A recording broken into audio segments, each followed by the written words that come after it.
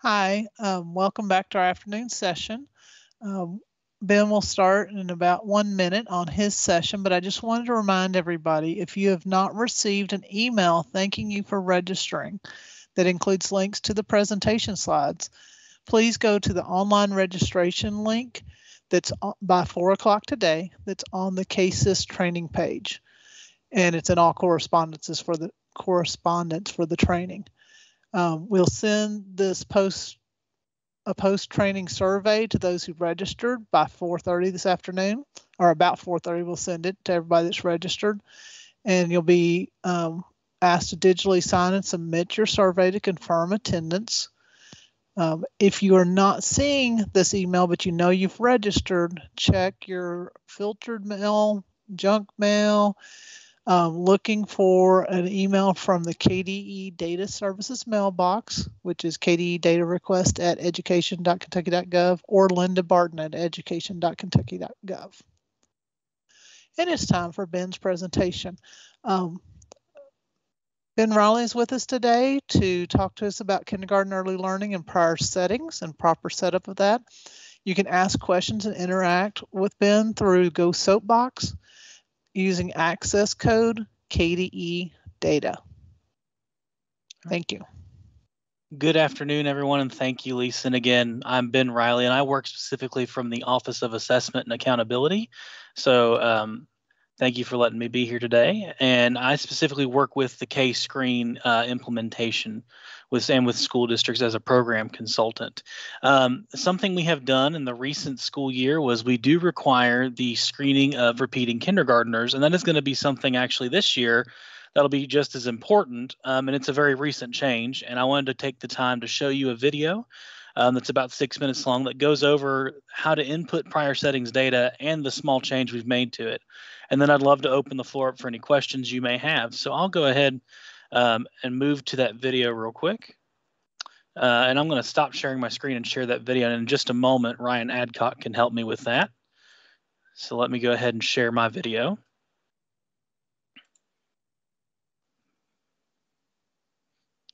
All right. Before I start hitting play, can we see the video? I just want to make sure. Yes, we can. Perfect. All right, here we go.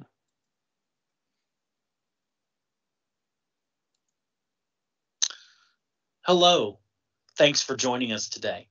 Today we're going to review inputting prior settings data into Infinite Campus while you're completing the K-Screen implementation for the 2021-2022 school year.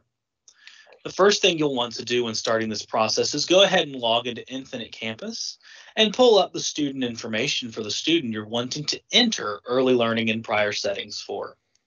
In just a moment, I'm going to pull up our Infinite Campus staging site with an example of what screen you'd like to arrive at.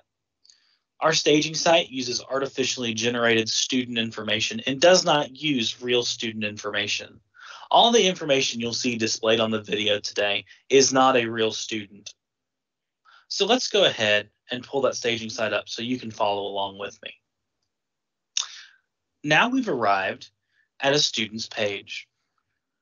Generally, when you arrive at the page, you will see the Summary tab. The Summary tab has a student's basic information accessible, such as birth date, home address, SSID, and basic demographic information. The tab we're looking for is the Early Learning Prior Settings tab. It's important to note many of us will have a different number of tabs available to us that was set up at the discretion of your local Infinite Campus administrator. The tab you should have enabled to complete the K-Screen process is the Early Learning Prior Settings tab. Let's go ahead and click on the Early Learning Prior Settings tab and see where that takes us. Once you've clicked on that tab, this screen should appear before you. The first thing you're going to want to do is click Add Early Learning or Prior Setting. If the student is a retained student and a repeat kindergartner, you should see at least one prior setting information listed below. Let's go ahead and add some early learning and prior settings for this student. So we'll click the Add Early Learning Prior Settings button. Next, we're going to click on the drop-down menu for type. You'll notice in just a second that there are 12 different types. Those 12 different types are state-funded preschool, out-of-state state-funded preschool, Head Start, out-of-state Head Start, child care, out-of-state child care, home, private sitter, kin care or family care, therapy, other, and then additionally this year, we will be adding kindergarten. The kindergarten option is to be used for retained kindergarten students who will also be participating in the K-Screen implementation for this coming school year. When you click on options such as state-funded preschool, Head Start, or child care, you should have multiple names pre-populated for you, and you should be able to search for them. Let's go ahead and click state-funded preschool for mine. Now that we've clicked state-funded preschool, there's a drop-down box, and you can also type in the information of the school that the student attended. So you could go ahead and type that in. As you can see, a pre-populated list occurs. Look in that pre-populated list for where the student attended, and then click on that option. If you click on or don't find an option that's pre-populated for your student, that means we have not input that child care facility into Infinite Campus. In the event of that happening, you can email me directly, ben.riley@education.ky.gov, and let me know the name of the facility, the address of the facility that the parent provided, and if possible, any other information such as a license number, if available, or any other critical information, like if the facility has recently moved.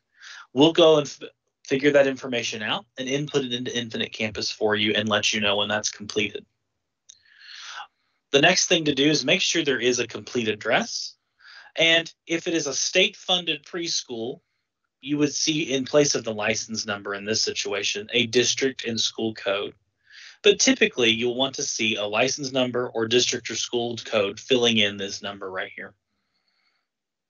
Next, you'll want to select a start date.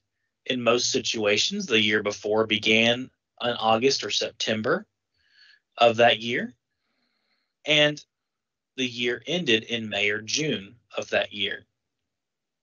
Once you've input the accurate date information, any comments you feel necessary, feel free to input those as well. And then finally, you click Save. Once you've clicked Saved, you will see the student's information in front of you. It'll have the type, the name of the facility, and the location of the facility, as well as a start date and end date to indicate that the information is complete. If you'd like to be sure that the information was entered, simply reload the summary page, and then reload the early learning prior settings page.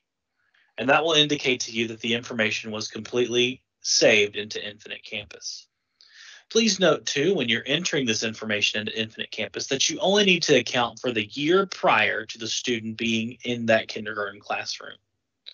So for a retained student, which is required to have information entered this year, you would, in that case, have at least 2 pieces of early learning prior setting information input.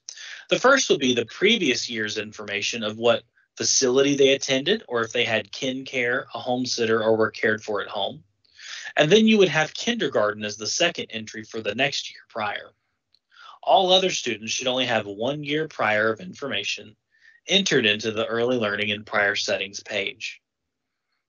If you have any questions or need further assistance on inputting information into the student page, please feel free to email me and contact me. I'd be happy to work with you in making sure everything's taken care of.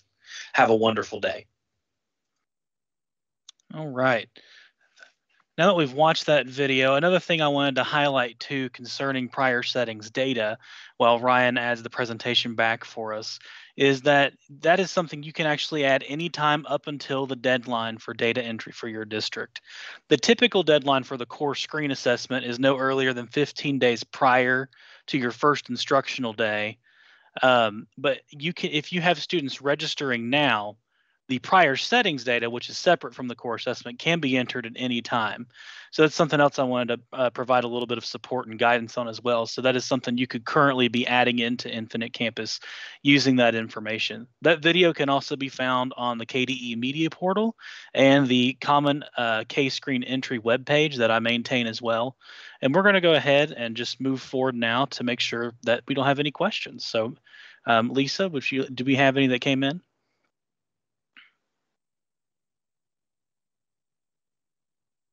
I couldn't find my mute button, but not at this time, not yet. Because you did such a good job of covering us, you know what's going on, right? For now, right?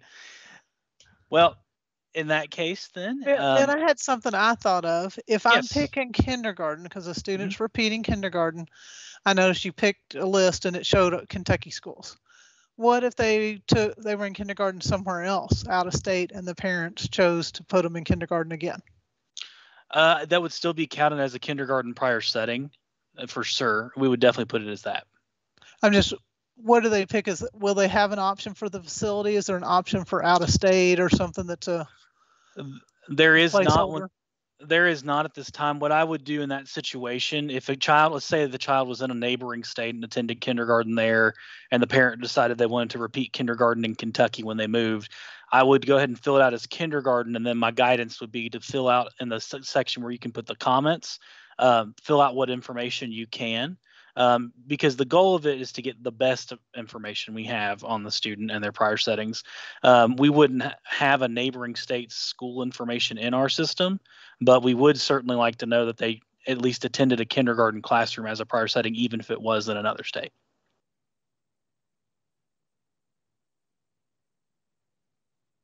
I said, okay, thank you, but I was on mute, so you couldn't hear me. That's all right.